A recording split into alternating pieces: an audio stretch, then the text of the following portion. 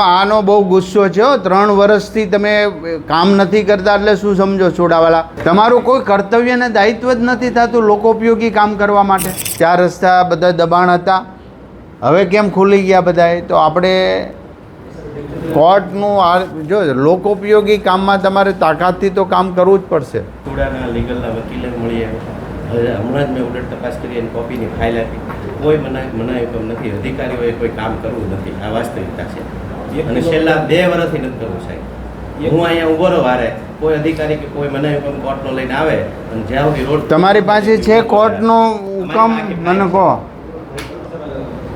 શું છે? જો તો ભાઈ એ એમ કે છે નો કોર્સી સ્ટેપ લેવા એવો હુકમ છે। કેવા કે ભાઈ લારી ગલ્લા આગળ હોય ને, લારી ગલ્લા એને નહીં હટાવવાના, તમને રોડ બંધ કરવાનું કોણે કીધું છે? અત્યારે આ પ્રશ્ન જોઈને જવાનો છે અને 2 દિવસમાં એનું પ્લાનિંગ કરવાનું છે। આમાં કોઈ હવે 3 વર્ષ પૂરા થયા છે મને આ જવાબ સાંભળતા। આ રીતે લોકોને હેરાન કરવાના છે? એ પ્રશ્ન પ્રજાનો છે ને 101% સાચો છે।